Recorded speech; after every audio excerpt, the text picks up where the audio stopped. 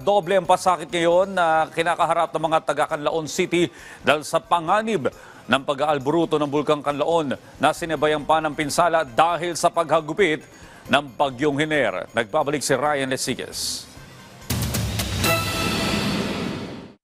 Nag-ampo kagis Ginoo nga. Maluoy ang taon sila. Uy, nga di. Maluwas mi ba? Trauma ang inabot ng ilang residente ng Canlaon City. Paano ba naman kasi? Dala-dalawang kalamidad ang kanilang kinaharap nitong mga nakaraang araw. Nariyan ang panganib ng Bulkang Canlaon at ang hagupit ng nagdaang Bagyong Hiner. Si Lola Nicolasa, napapadasal na lang daw sa tuwing humahampas ang hangin na kung minsan sinasabayan pa ng lindol mula sa bulkan. Sa lakas ng hangin, inilipad na daw ang bubong ng kanyang barong-barong. Kaya naman hindi na daw siya nag-alangan ng ipag-utos ng lokal na pamahalaan ng Canlaon ang evacuation. Kasama si Lola Nicolasa sa daang-daang residente ng Canlaon City na lumikas simula nitong nakaraang linggo. Mahadlok ko oy kay susunsaon naman ni oy wa ko katulog. Wag ko katulog kay sige ko buka-buka mo anak mangigatot. Dugay-dugay anak naman hala oy. Murag ko katulog ato sa gabi.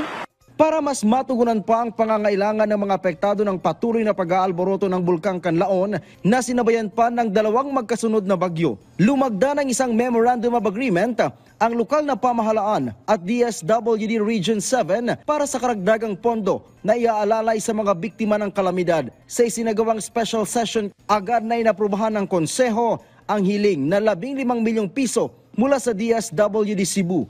Gagamitin daw ito para ibili ng karagdagang bigas na ipapamahagi sa nasa 17,000 pamilya na apektado ng bagyo. Target ng LGU na makapagbigay ng mahigit 12 kilo ng bigas sa bawat pamilya. So this is the yung sa AKAP, yung ayuda sa kapos ng kita program, rice assistance for yung mga beneficiaries ng Canlaon City. Ang ilang opisyal ng lungsod na babahala na sa tagal ng ulan na nararanasan sa lugar. Paralisado daw kasi ang kabuhayan ng karamihan dahil sa sama ng panahon.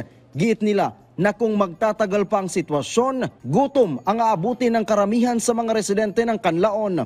Nakikita ko lang talaga yung problema ng mga tao pag 7 days na walang trabaho, ulan. Kasi ang iba, I think 40 to 50% ng mga tao dyan nagtatrabaho sa farm. So, walang trabaho, so walang makain.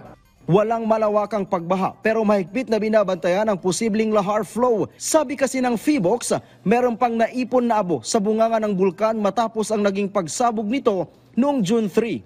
Yung mga deposits po na naiwan po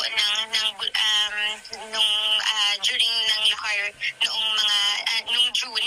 So ito pa din po yung continuously na nawawash out. So ang tawag po natin dito ay muddy stream flow po, no? Dahil po ang mas malaki po na portion ay tubig, ngunit yung mga deposito nga po na naiwan po noong June pa ay continuous po na nawawash off. Sa tuwing nag-aalboroto ang isang bulkan na sinusundan ng pagsabog at pagbuhos ng ulan, madalas sinusundan ito ng lahar flow. Pero ano nga ba ang tinatawag na lahar?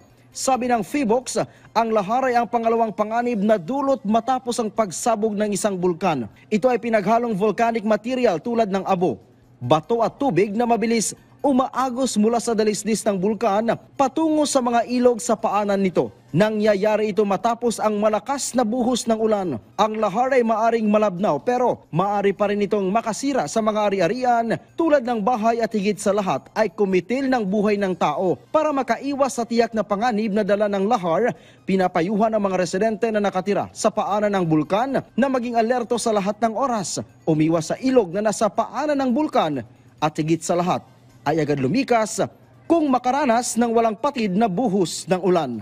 Ang advice po natin sa ating pong general public ay to continue po yung ating pong vigilance and maging handa po tayo, and also to avoid po yung pagpasok muna within the 4-kilometer permanent danger zone dahil po yung ating pong bulkan ito po ay aktibo at pwede po itong mag-produce ng phreatic eruption. Mula dito sa Canlaon City, Ryan Lesiges para sa Pambansang TV sa Bagong Pilipinas.